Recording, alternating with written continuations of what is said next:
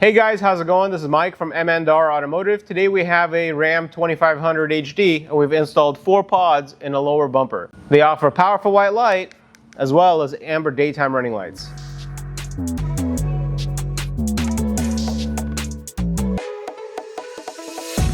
It's easier to assemble the lights on the bench and then take it to the truck. So let me show you what's included with the M&R kit. You get the main bracket that connects to the truck. You get an option of either purchasing 2 or 4 pods. You get the U-cradles, you get the assembly hardware, and you get the bridge wiring in order to connect it to either your auxiliary switches or a power source. Let's start with me showing you how to assemble 2 lights. So I'm going to put the light on its face, and you can see here there's 2 pockets. In those pockets you're going to put the supplied M8 nuts, and the position of the nut is coned side in, because the lights are going to get threaded from the outside. So I'm going to slide it in place. That's one. And once again, coned side in. Slide in here. Now we can align the U-cradle underneath it and use supplied bolts to thread through the U-cradle into the light. Now let's go ahead and tighten it. Alright, same thing with the second one. I'm going to go ahead and slide the nuts on the inside. Make sure that the cone side is facing inward. I'm going to align the U-cradle. So make sure that the tabs of the U-cradle is facing forward. And we're going to go ahead and tighten them. Alright, excellent. Now that the 2 lights are assembled, let's go ahead and install the main bracket to the truck. You get the main bracket. It has 4 holes here. This is for 4 different pods. You can either go the outside, the inside, or install all 4.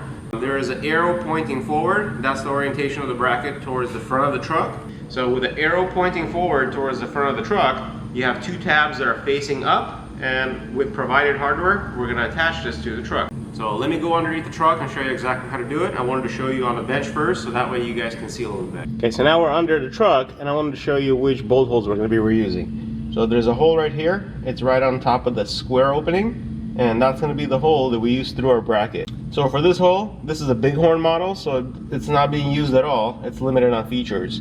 If you have a different trim level, you might have this hole occupied with a clip for a wiring harness. You can just unclip it and reuse it. So when you have the bracket underneath the truck, the arrow is going to be facing forward, and then the flaps are going to be facing up. Okay, so I'm going to use supplied hardware to attach the bracket to the truck. And there's 1 bolt on each side. So I'm going to align the 2 holes together and put a bolt through it. And I'm going to use my fingers to put the nut on the back end. There's an opening here, so we can thread it at least finger tight before we tighten it with a wrench. Alright, let's do the same thing on the other side. And we're going to do the same thing on the driver's side. We're going to put our bolt through the opening and get it secured. And just use the nut on the back of it to tighten it. I'm going to finger tighten. So now with the wrench in the socket, I'm going to go ahead and tighten this bolt. And we're going to do the same thing on the passenger side. Awesome, now we can install the lights onto the bracket. So now I have the light pods under the truck. I'm going to use the supplied hardware to attach the light to the cradle. So this is where you get to choose. If you're only ordering 2, you could either choose the 2 outside locations or 2 of the inside holes. If you're ordering 4, it's going to be 1 per opening. So now we have the second pod, and we're going to do the same thing. We're going to use the supplied hardware to attach the U-cradle and the light to the main bracket. So you do have adjustability. Make sure you set the light straight. As long as you like how much light comes out and how you adjust the light, just go ahead and tighten the back bolt. Wow, it looks really good. One thing I want to point out is with the alignment of the light, the design of the grill, it has a like a plastic line, and it fits perfectly in between these 2 lights, so you're not actually losing any light to anything blocking it. So we installed 2 lights on the outer 2 holes of the bracket. You can actually move them in if you wanted to use the inside ones. It's all personal preference. Let me go ahead and install 2 more, and I'm going to show you how to do the wiring. So now that we installed 2 pods, let's go ahead and install 2 more.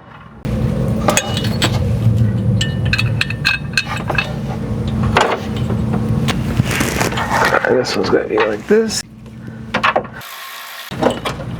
And this one. Alright, perfect. Now let's go ahead and do the wiring. Awesome. It looks really good. I really like the spacing and alignment of the lights, so now we can get to the wiring.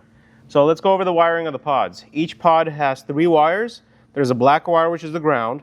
There's a white wire, which is the amber DRL. And there's a red wire, which is the main function of the light, the powerful white light. So M&R provides a wiring harness, and this wiring harness bridges all the lights together, and it takes it to a power source. It's about 8 feet of wire, and it should reach your auxiliary switches. If your vehicle is not equipped with factory auxiliary switches, like the one we're working on, we're going to use the M&R wireless wiring harness. I'm going to show you exactly how to assemble it. So I'm going to grab all the red wires first. I'm going to fuse them together. So depending if you have 4 lights or 2 lights, that's how many red wires you're going to have. So we're going to do the 4. And just as a reminder, the red wire is the main function of the light, which is the powerful white light. So now that we have all the red wires fused, I'm going to go ahead and crimp them to the red wire of the wiring harness. Let's do the same thing with the white wires. We're going to crimp all the white wires to the white power source, the white wire, which is the amber DRL. Perfect, and we can do the same thing with the ground. Alright, so I'm going to fuse all 4 grounds, and I'm going to put an eyelet on it. And there's an easy spot down here in order to ground your kit. We're going to connect it directly to the chassis. So here's the 4 grounds. I'm going to put an eyelet. I'm going to crimp it. And the bolt that we're going to use is on the driver's side. It's this bolt that holds the brace. I think that should be a good ground. So we're going to do it on this side. Alright, so we're going to use this bolt to ground our light kits. We're going to take it out. We're going to thread this same bolt through the eyelid of our crimp connectors, and I'm going to retighten it. We're going to use some zip ties and put some heat onto these crimp connectors to give it a watertight fitting. And these 2 ends of the wiring harness, these are going to go to a power source. Feed these through vertically to get this wire into the engine bay. And I'm just feeding the wire up, and with the help of an assistant, you can feed it through. So now that you have the 2 power wires in the engine bay, now we have to figure out where we're going to get power for these. Number 1, if your vehicle is equipped with factory auxiliary switches, you can just use 2 switches to provide 2 powers, one for the white light and one for the DRL. If your vehicle is not equipped with factory auxiliary switches, such as the one we're working on today, we're going to use the M&R wireless wiring harness. The cool thing about it is that we don't have to drag any wiring inside the cab, making this installation super easy. Let me show you how to assemble it and install it on the truck. We have the M&R wireless module, the remote. We have all the stickers for our buttons for the remote. There's a fuse holder, 2 power wires, one for every side of the fuse. Black ground wire for the module.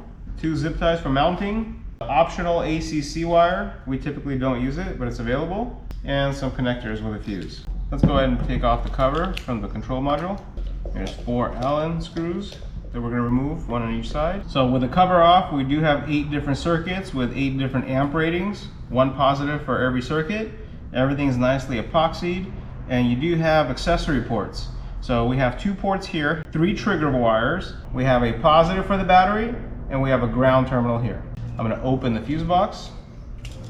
I'm going to remove the 8mm nuts, and we're going to install an inline fuse. So I'm going to go ahead and lift up one of the washers. It's a 100 amp inline fuse. Doesn't matter how it goes as long as you put it on the terminals. And let's install the 2 power cables, 1 on each side. So we're going to do 1 with a washer and a nut, and then I'll do the second one on the other end. That's 1.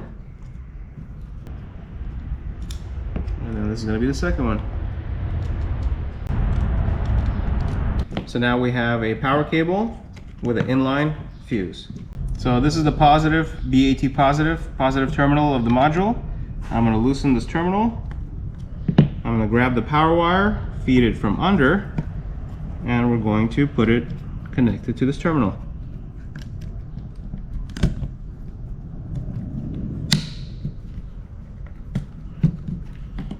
Now we can tighten this bolt.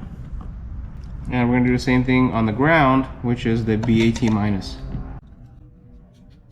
So now let's go ahead and connect this module to the battery. So now we have our wireless module assembled and we're back in the engine bay. I'm going to connect the power and the ground directly to the battery. So we're going to use this 10mm bolt. I'm going to unscrew it, slide the terminal through it. I'm going to slide the positive terminal through it, and we're going to tighten the bolt. All right, so that's for the power. And we're going to do the same thing for the ground. We're going to use this negative terminal to ground the unit. Loosen the bolt, slide the terminal under, and retighten it. So now that you get a green light here, this shows me that this wireless module is receiving power and it is grounded. Now we're ready to connect our lights to it. Before we do that, I do want to give you guys a couple of locations where you can secure it. We can either secure it here by using these two holes here inside the module. You can secure it to the top of the fuse cover. Another good location will be to zip tie it on the bottom of this cross brace and just make sure that it's nice and stationary. So now we're going to connect the two power sources directly to the module. Terminal number 1 is going to be the powerful white light, which is the red wire. And then terminal number 5, we're going to designate that for our amber DRL. Perfect. Let's go ahead and test it. So switch number 1, that's going to be the powerful white light. And switch number 5, that's going to be the amber DRL. Wow, this looks awesome. This kit is amazing. Super easy to install. And even wiring is simplified using the wireless remote. Thank you guys for watching. I hope you guys enjoyed the video and got the confidence that you need to install this kit yourself. You guys are going to absolutely love it.